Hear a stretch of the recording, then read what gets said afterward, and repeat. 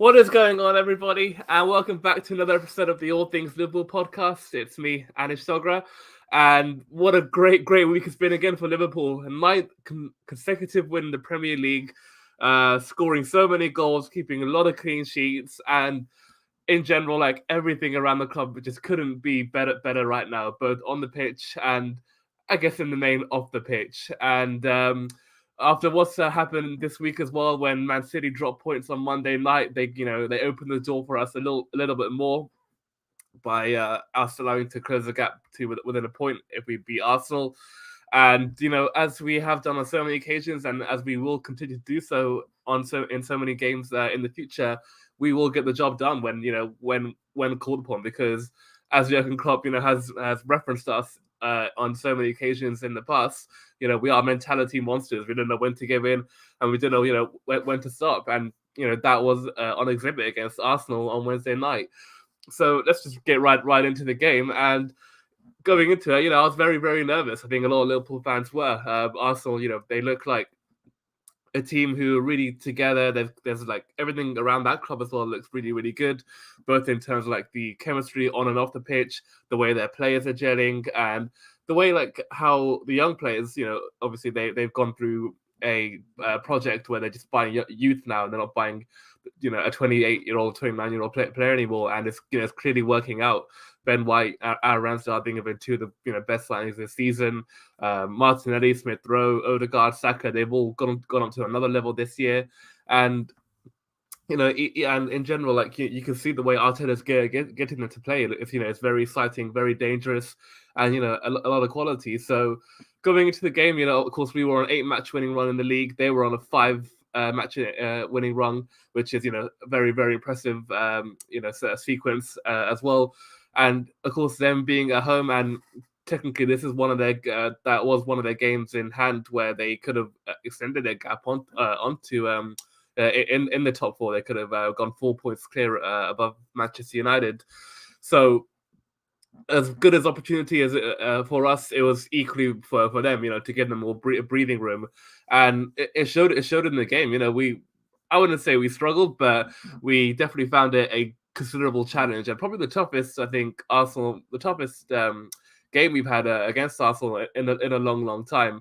Obviously, I think the cup game this season, the second leg, I thought we were much better on that occasion. The league occasion as well at Anfield, and then on this occasion, they were much tougher. They were difficult to break down. They were aggressive in the middle of the park. The way they went into challenges, and the way they tried to hunt the ball down and try to press our back four, and it worked. And we had to like work extremely hard to try and break that press. And going into halftime, goalless at the break, I think it was a fair reflection of the match.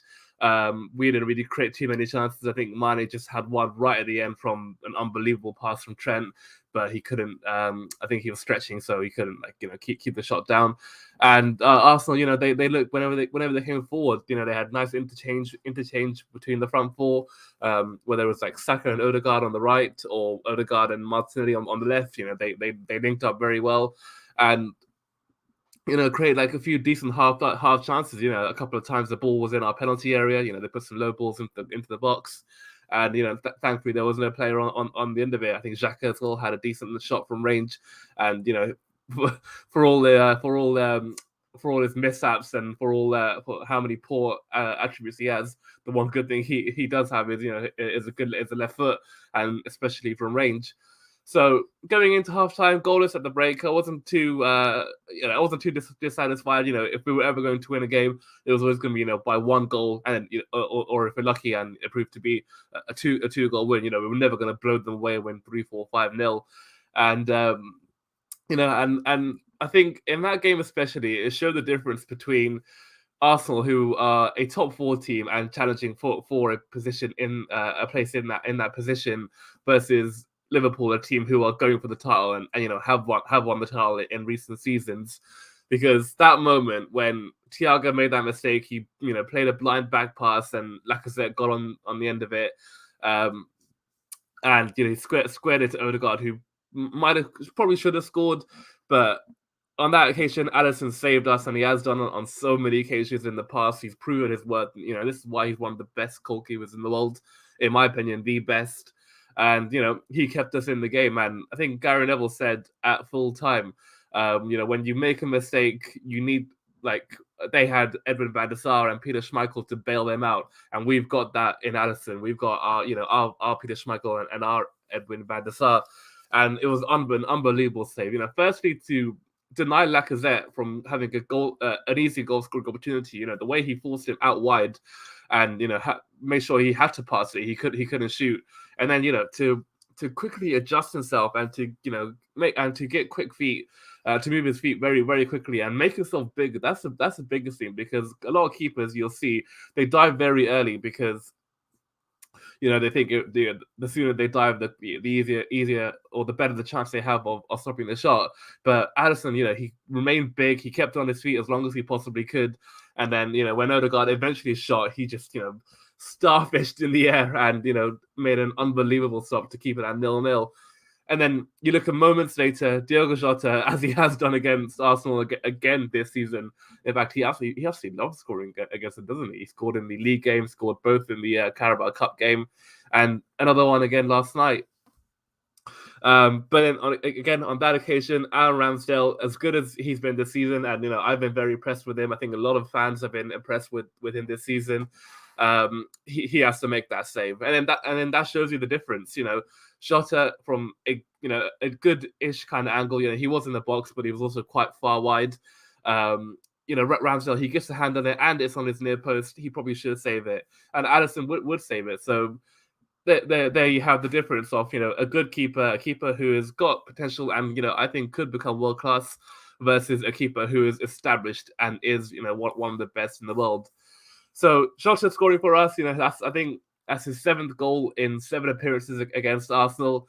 I remember he got 3 last season in the 2 league games, and this season he's got 4 in 4 games. So yeah, 7 and 7. Scoring again, and proving how brilliant he's been since signing for Liverpool. Both in terms of obviously his goals and then his ability to slot in with the front three. The front three that's been so difficult to replace over the last couple of years. So he's been unbelievable and proved it once again. And it's so pleasing to see. Obviously, I touched upon this a couple of weeks ago about the strength and depth that we finally have, especially going forward. Real quality backup, and on this occasion, it was Mane, Jota, Diaz who started the game. Mane, I thought was he was quite good and quite dangerous, and in fact, big shout out to Mane for that for his role in that goal, because I think he made an unselfish run into the penalty area towards the middle, and that opened up the space for Thiago to make that pass. And for Jota to have some space and time in front of him. So brilliant from him. But yeah, I thought in general Mane was okay in that game. Diaz, that was probably his worst game in Liverpool, sure, but even then it wasn't that bad. I still thought, he had some good moments, and it has been a revelation since coming from Porto. But we started with that front three because Firmino's just come back from an injury. Salah, was a bit of a doubt after he came off against Brighton a couple of days ago. Excuse me. And when Jota scored, ordinarily you might think, all right, Jota scored.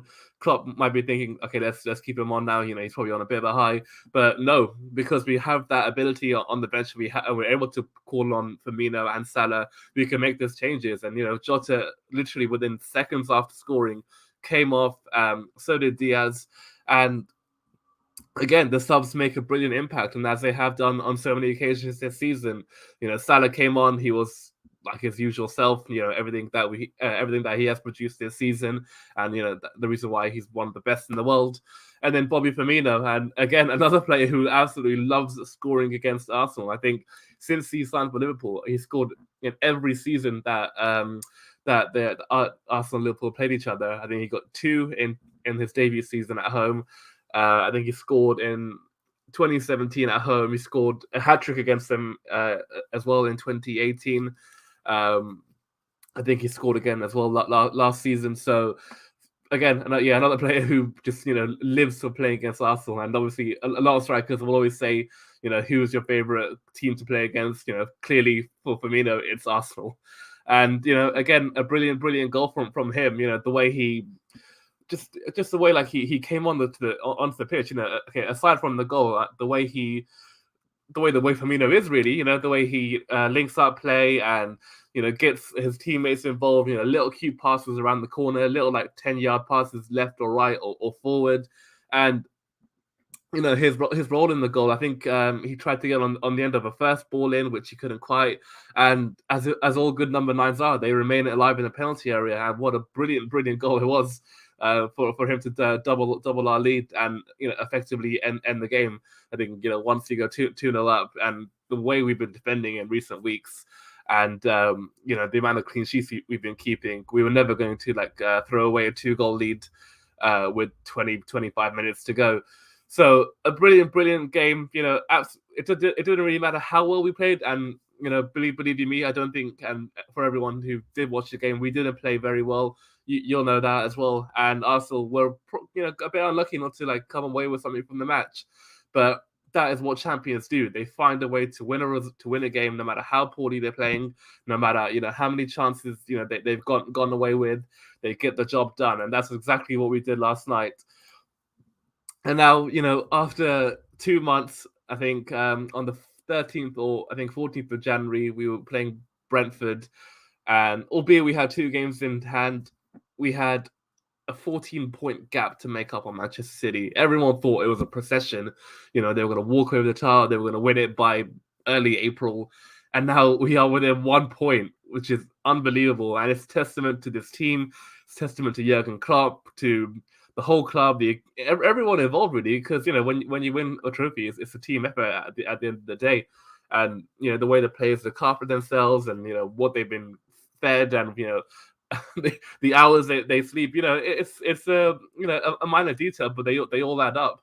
And when Arsene Wenger came into England in the mid-90s, and he changed the whole lifestyle of English football, and it made Arsenal one of the best teams in the world. So clearly it makes a big difference of how players' lifestyle is in this day and age, and that's why you see Pep Guardiola and Pep Guardiola's Man City team and Jurgen Klopp's Liverpool team be the 2 of the greatest teams in Premier League history, because of how well their players look after themselves.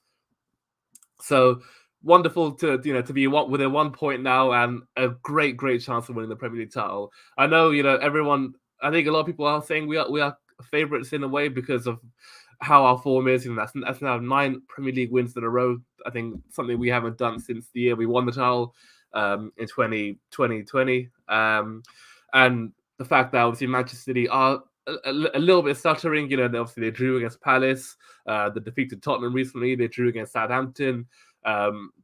Against Everton, they got so lucky with that win. I think it's a mistake from the Everton defender that gives them the winner, and then even then they should have conceded a penalty, Manchester City, but got very lucky on that occasion.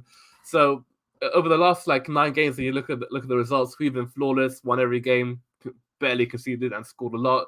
Whereas obviously Man City have dropped a couple, drawn a few games, lost a game, and look like it's a bit of a struggle, but we are still second. We're second in the table because Man City thus far, after 29 games or however many it's been, have been the better team so far, and we still got to we still got to recognize that. And I think Andy Robertson post match last night said, you would still rather be in Manchester City's position because you are in the lead, you are still at the top.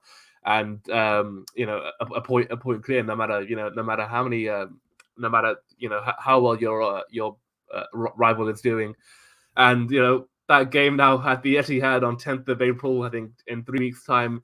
So of course there's FA Cup this weekend, then international break week after, then we're up against Watford in the Premier League, then it's that game. So 3-4 weeks roughly. It's going to be absolutely massive, to have the chance to go 2 points clear. And in fact, I only had a look at the fixtures recently. By the time Manchester City play next, we will actually be above them So of course there's FA Cup this weekend for both of us. So no Premier League games for either. And then we play Watford on Saturday. I think Saturday the 2nd, and Man City play on the 3rd. So again, a great chance, to put that pressure on them, to actually be on top of the Premier League when they kick off, and then them knowing they have to win that game, whoever they're playing against, and leapfrog us again, and go on top. But like Klopp says, like all the Liverpool players have been saying all season long, just one game at a time, and they won't think about the title. They'll just think about trying to win, because when you win, you get 3 points, and then you see what happens. So wonderful. It's been a great week again for Liverpool, and of course, Manchester United dropping out the Champions League, which is wonderful to see. Another year without a trophy, and in fact, it will now be 6 years. It will be 6 years the next time Man United have a chance of winning a trophy, because obviously the next cycle now is this season is almost coming to an end. It will be 6 years until they can have a chance of winning their next trophy. So it's definitely been 5 years, and I'm absolutely loving it. As you can see with a big grin on my face, to see them absolutely down in the dumps, it's a wonderful sight, because Man United, especially me as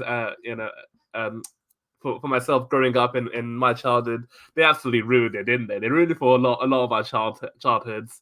Winning 3 Premier League titles on the trot, and pretty much winning a trophy every single season, winning the Champions League, of course, and just being one of the toughest teams in the world to play against. So to see them to have dropped like that, it's great to see. But anyway, that's all for the Arsenal recap. And then, of course, speaking of Man United and the Champions League, so obviously they got knocked out against Atletico on Tuesday night. And obviously now all the Champions League round of 16 ties have been concluded. So that leaves us with the draw for the quarterfinal, which will be tomorrow at 11 o'clock. So obviously we're in the hat when we beat Inter Milan 2-1 on aggregate. So, we won the first leg 2-0, lost the second leg 1-0. But got the job done in the end. And, we will obviously be one of the teams that no one wants to play against, because as Anfield has produced on so many nights in the past in Europe, and as they will continue to produce on so many nights going forward, it's one of the toughest grounds in Europe to come against. The way our fans get behind the team, the support they give them, not like they don't already give them so much support, but on European nights, it's 10% more, and it's just that much, just that little bit more that gives the players a little bit extra. And then of course with the opposition, the way it's very hostile for them, with the jeering and the whistling, booing. So it's a difficult place for any opposition player to come, and more often than not they do crumble, as we've seen on so many occasions in the past. So for us, whoever we get tomorrow, honestly, I don't really mind, because now we're in the serious end of the Champions League. We're in the quarterfinals. Only the best of the best remain. So you don't really mind who you get, because to win the Champions League, you gotta be the best, right? And you gotta beat some of the best teams along the way to get your hands on the trophy. So we're in there, of course. Chelsea are in there. They won aggregate. Man City were, they're always going to beat Sporting Lisbon, especially after the first leg when they won 5-0. Then, a strong Spanish contingent, of course, Atletico doing well against Manchester United. Real Madrid with that unbelievable comeback against PSG. Benzema hat-trick, what a player he is, of course. And Villarreal, in fact, big shout out to Villarreal. How they won that game yesterday is beyond belief. 0-0 at, you wouldn't, if you saw that game and you didn't know the score, you wouldn't have believed that Villarreal were going to win 3-0 when the game was still goalless after 77 minutes. So Juve absolutely capitulated. Credit to Villarreal, they took their chances, and are somehow in the pot for the for the quarterfinal. And then elsewhere, I think we got Bayern Munich, of course, who are always going to be a shoo-in. They absolutely destroyed. I think it was Salzburg who they played. I think it was like 8-1 or something like that. So fair play to them, and they're going to be a big threat as well. So, and who else? And Benfica, of course. So big result for them. In fact, bit of a shock as well. I think that's another big upset. Ajax, of course, they've been flying in the Champions League this season. Sebastian Aller, of course, especially. I think he was the top scorer. He got 11 goals in the Champions League so far. So that that run has now come to an end for them, and a bit disappointing.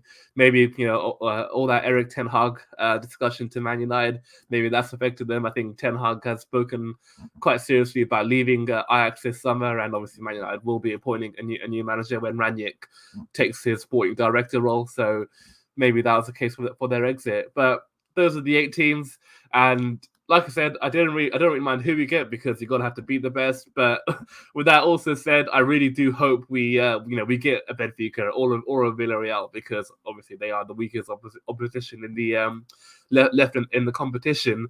And of course, if we get Benfica, I think Luis Diaz has torn them apart on many occasions in the past when he was playing for Porto.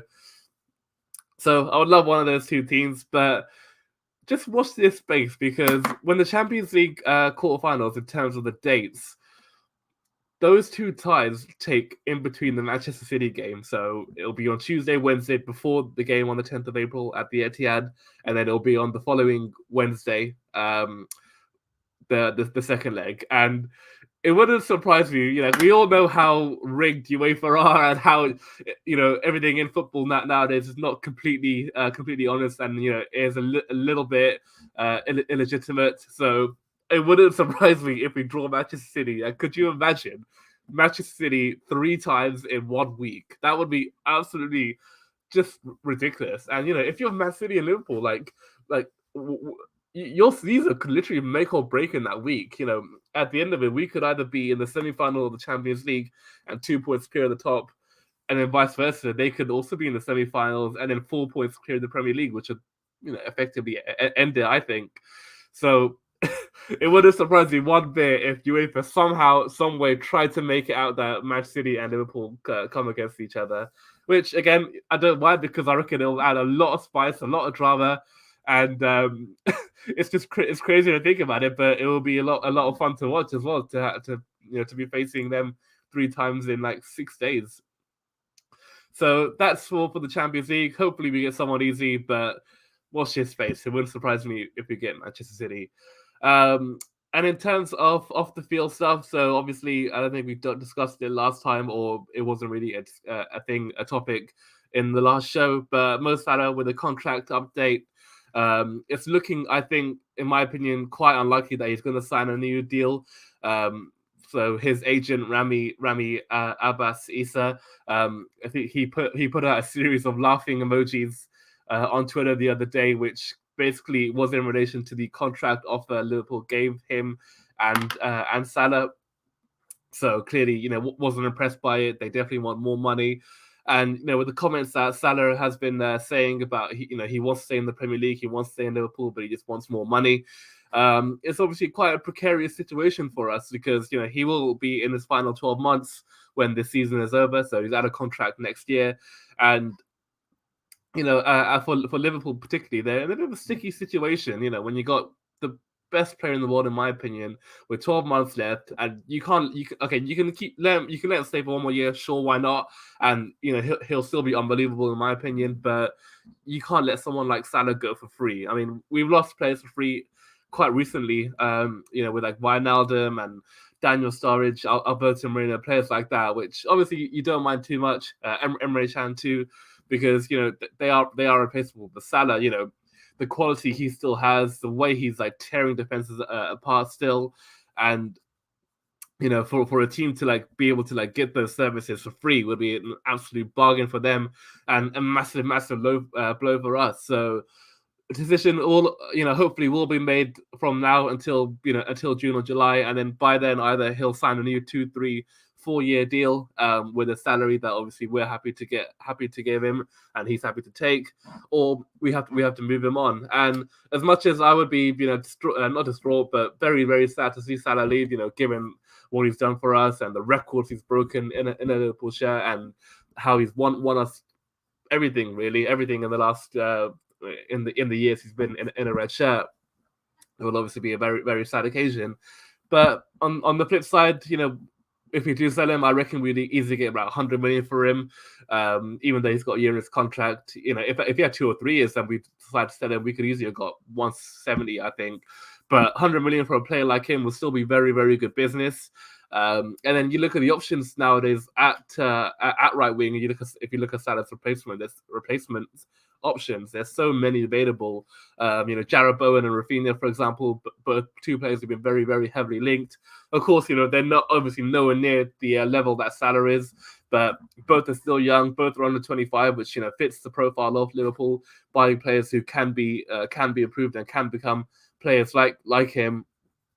So those are two names, of course. Bukayo Saka, I think there's been like a few links, nothing really like concrete or strong.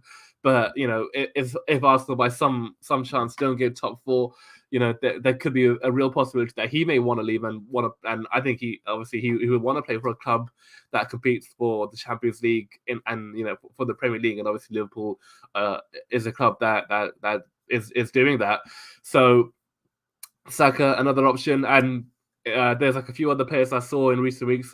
Darwin Nunez, who was in fact the guy for Benfica to have got the winner against Ajax. So he's another player that's been heavily looked at. And West Ham put like a £60 million bid for him in January. So clearly, he's got some talent there if they're putting that much money for a teenager. So there are options there, and as Klopp and Liverpool have shown in so many occasions in the past, it doesn't really matter if we lose our best player, we will find replacements, and we will find just as good, if not better replacements. So hopefully a resolution comes very, very soon, and one that will obviously be beneficial for all parties. And then that, of course, leads us to our last topic, which is the FA Cup. So quarterfinal stage, something that's quite. In fact, it is unprecedented in Jurgen Klopp territory, because this is the first time since he took over in 2015 that he has been in the quarterfinal of an FA Cup. Of course, in previous years, I reckon we usually get screwed over with the draws. Like normally we get Premier League opposition in like the third and fourth round, and of course we didn't have a big squad back then, so we had to play the kids, and it basically it meant one result most of the time.